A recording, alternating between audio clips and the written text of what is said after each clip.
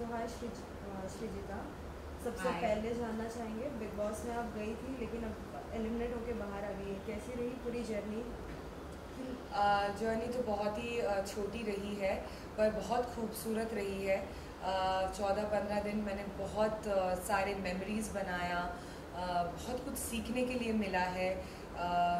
Life में बहुत छोटी छोटी चीज़ें जो हम नज़रअंदाज कर देते हैं वो सारी चीज़ें सीखने के लिए मिली है। इंसान को समझने की समझ बढ़ चुकी है मेरे अंदर। पेशेंस बढ़ चुका है। then I think I'm a more stronger person right now, stronger human being. तो बहुत सारी छोटी छोटी चीज़ें I got to learn and though the journey was very small but फिर भी I enjoyed every bit of it, every part of it. मैं thanks कहना चाहती हूँ मेकर्स को और कलर्स को कि मुझे इतनी बड़ी रियलिटी शो में जाने का अपॉर्चुनिटी दिया उन्होंने। और मैं इतने बात मत करो ना। मैं थैंक्स कहना चाहती हूँ मेकर्स को और कलर्स को कि मुझे ये रियलिटी शो में जाने का मौका दिया है और अपॉर्चुनिटी दी है। और इस अपॉर्चुनिटी की वजह से मुझे बहुत कुछ लाइफ में सीखने के लिए मिला है। साथ ही बाहर निकले जब आप, तो फ्रेंड्स एंड फैमिली के तो बहुत सारे रिएक्शंस मिले ही होंगे कि आपको ऐसे नहीं ऐसे करना चाहिए था, और आपने भी एपिसोड्स देखे ही होंगे, तो कितना कुछ ऑनेस्टली फ्रेंड्स और फैमिली ने तो ज़्यादा कुछ रिएक्शन नहीं दिया। इनफैक्ट जितना मुझे इंसाइट मिला है फैंस से या फैमिली से या फ्रेंड्स से, यही कि आप you are doing very well, आप अच्छा खेल रही थी, आप स्ट्रॉन्ग थी। पर जो मुझे एपिसोड्स देख के मुझे लगा कि मुझे और ज़्यादा एग्रेसिव खेलना चाहिए था, क्योंकि कहीं कहीं पे मैं काफ़ी काम थी। कहीं कहीं पे मैंने सिचुएशन को मैच्योरिटी के साथ हैंडल किया है जो ज़रूरत नहीं था। शायद मुझे और ज़्यादा एग्रेसिवली खेलना चाहिए था। साथ ही बिग बॉस के घर में हम देख रहे थे कि बहुत टाइम से सभी कंटेस्टेंट्स जो थे एक अलग अलग ग्रुप्स में दिख रहे थे। कहीं एक जगह एक अलग ग्रुप बनी है तो एक जगह एक अलग ग्रुप बनी है। तो क्या लगता है एक ग्रुप में खेलने की वजह से लोग अपना खुद का गेम खेलना भूल जाते हैं, ऐसे आपको लगा है? ऐसा बिल्कुल होता है क्योंकि आप वहाँ पे इंडिविजुअल खेलने गए हो, आप ग्रुपिज्म करने नहीं गए हो। पर जो ग्रुप की बात आप कर रहे हो, I think it is also about कि आप अगर एक साथ एक घर में रहते हो तो आपका कनेक्शन कुछ कुछ लोगों से ज़्यादा बैठता है और कुछ कुछ लोगों से आपका कनेक्शन उतना नहीं बैठता है।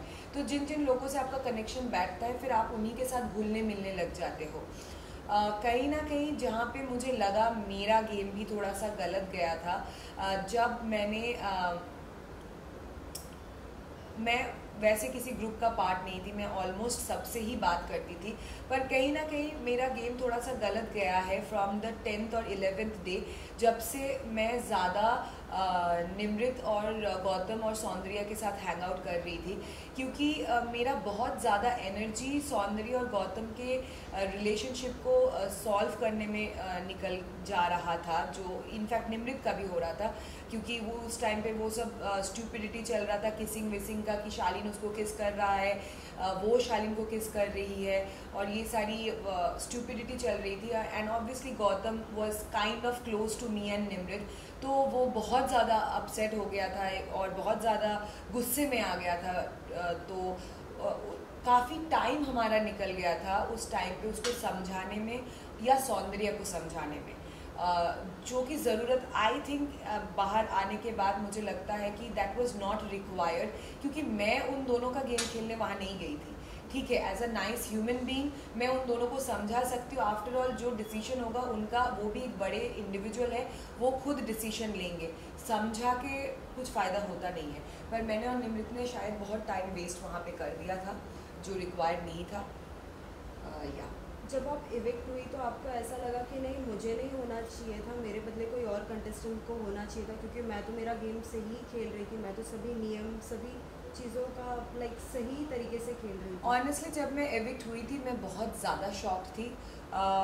मुझे डेफिनेटली लगा कि शायद इतना जल्दी तो मुझे नहीं जाना चाहिए था, लेकिन जब मैं घर पे वापस आई और एपिसोड्स बहुत सारे पुराने जो एपिसोड्स हैं मैंने देखा, तो मुझे कहीं ना कहीं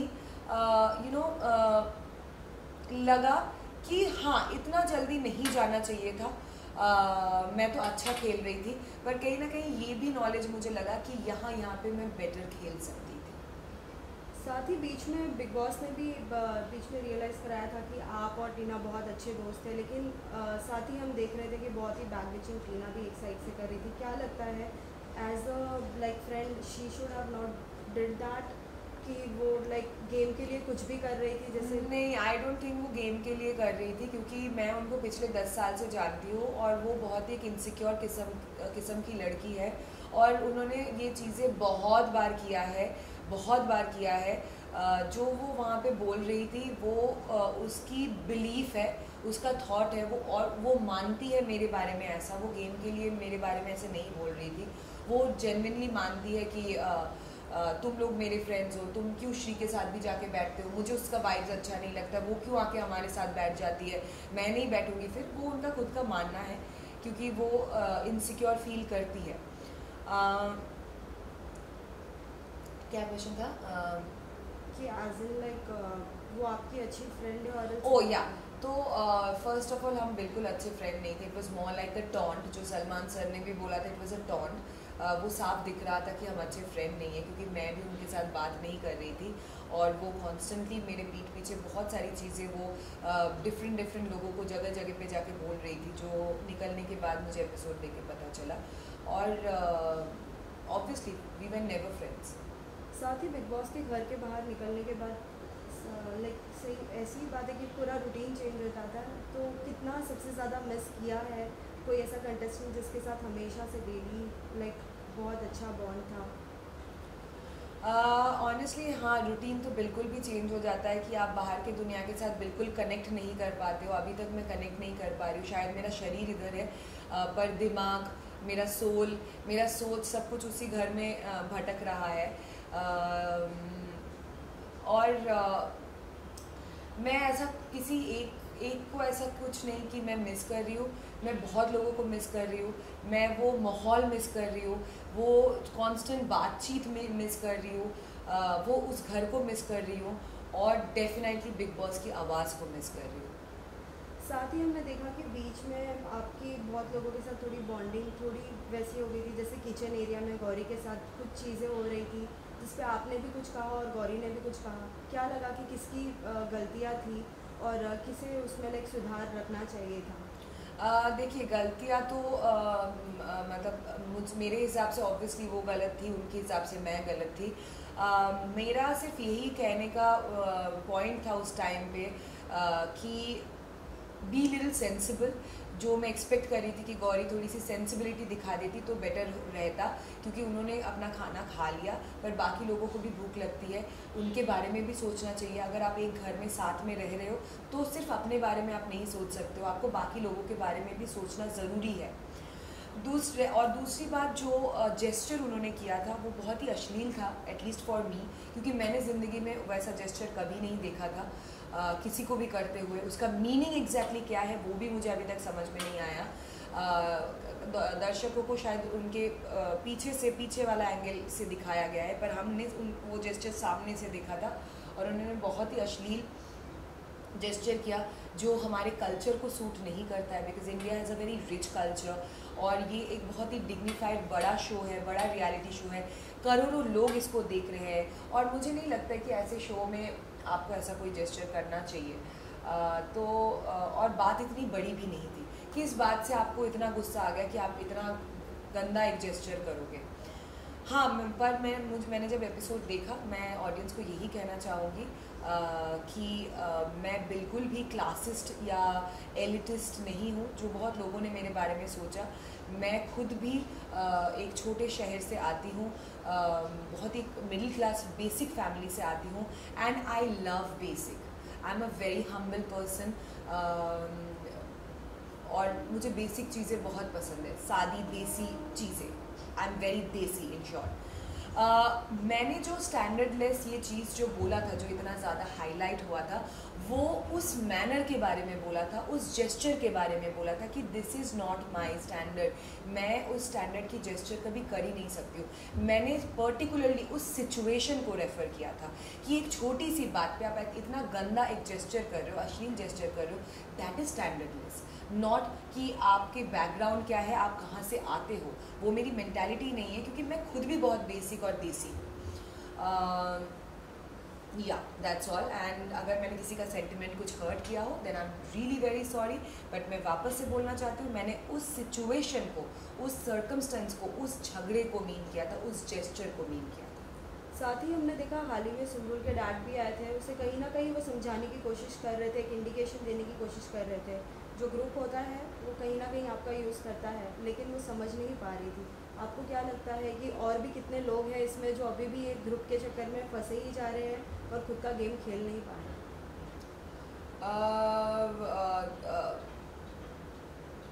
ऑब्वियसली कहीं ना कहीं मुझे बाद में लगा कि कहीं ना कहीं मैं भी इसकी शिकार हुई थी। जैसे मैंने बताया कि गौतम और सौंदर्य वाला केस में मैं और निमृत कुछ ज़्यादा ही इन्वॉल्व हो गए थे, जो ज़रूरत भी नहीं था।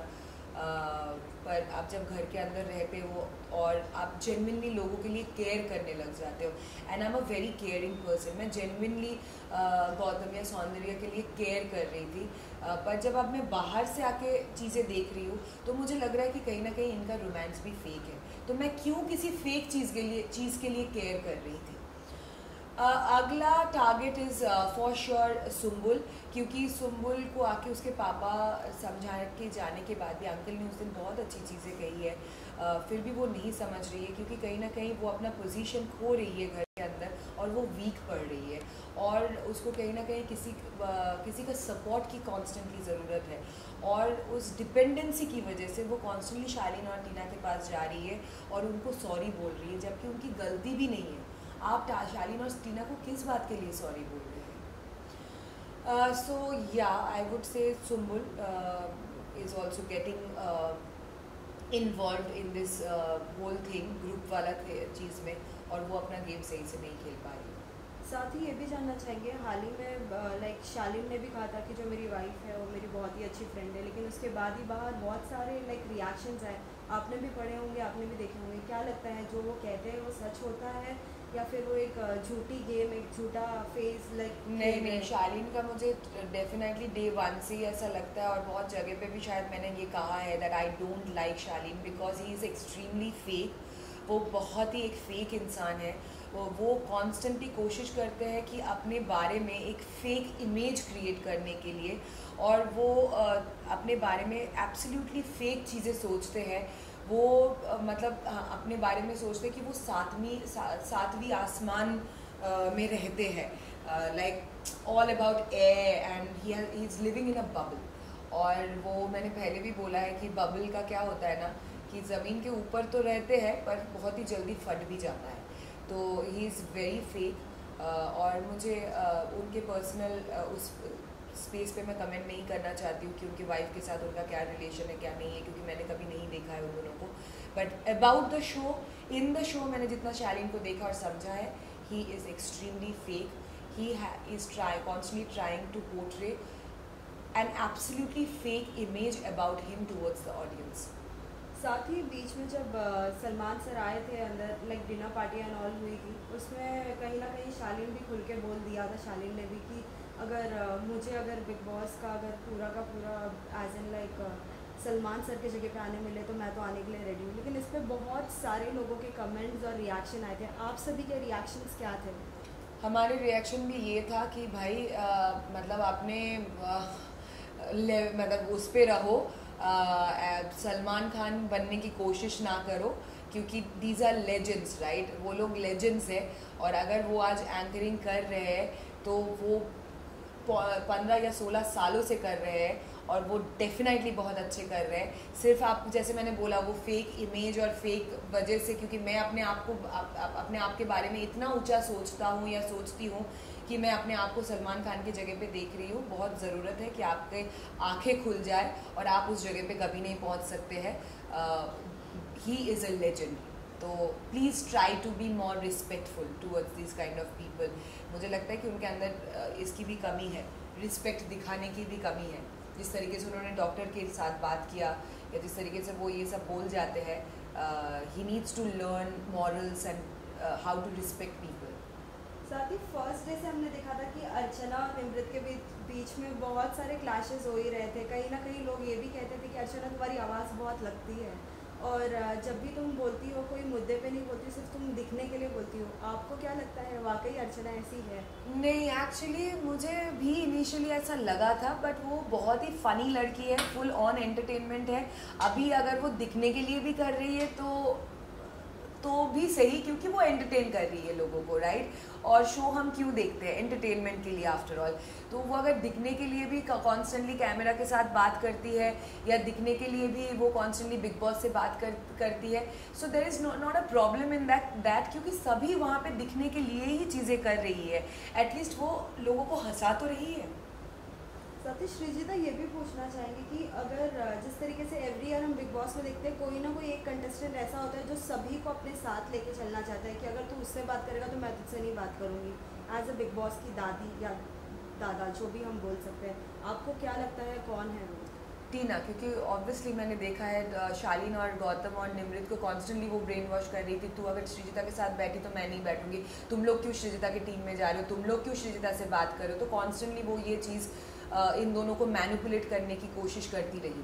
अगर आपको फिर से जाने का मौका मिलता है, जिस तरीके से हम देख रहे हैं कि एवरी स्टोरी पे आ रहा है कि निमृत अगर आप फिर से जाओगी, क्या आप देखना चाहते हैं, सॉरी निमृत बोल, श्रीजिता को अगर आप फिर से देखना चाहते हैं या नहीं, सो अगर आप जाती हो घर में तो क्या कुछ धमाल करोगी और किसको अपना फेस दिखाना चाहती हो जो अब तक आपने नहीं दिखाया? ऑब्वियसली अगर मुझे वापस से जाने का मौका मिले, अगर मैं वापस से जा सकती हूँ, मतलब अगर मुझे वापस से जाने का मौका मिले तो डेफिनेटली मुझे थोड़ा और अग्रेसिव खेलना चाहिए और लाइक इट्स ओके, मेरा नेचर केयरिंग है, पर सब लोग ना ये केयर डिज़र्व नहीं करते उस घर के अंदर। तो मुझे सोच समझ के अपना प्यार और केयर लोगों को दिखाना चाहिए। हर किसी को केयर और प्यार मैं उधर करने लग जाऊंगी तो कहीं ना कहीं मेरा गेम ही ख़राब हो जाएगा वापस से। तो अगर मुझे चांस मिले कि मैं वापस से जाऊं तो सबसे पहले my first target would be Tina, क्योंकि उन्होंने बहुत सारी बातें जो मेरे बारे में कही है which is not at all acceptable. और अब जब मुझे मौका मिल रहा है ये सब कुछ मेरे पीठ पीछे उसने जितना कुछ भी बोला है देखने का, तो डेफिनेटली मेरा खून खौल रहा है और किसी का भी खौलता। और या I want to be more aggressive और दोस्ती यारी से थोड़ा बच के रहे। लास्टली सभी फैंस के लिए क्या मैसेज देना चाहोगे जो आपके लिए कुछ अच्छा भी सोच रहे हैं और कुछ लोगों ने अगर कुछ कमेंट्स अगर सोचा है और गलत लगा हो उन सभी के लिए?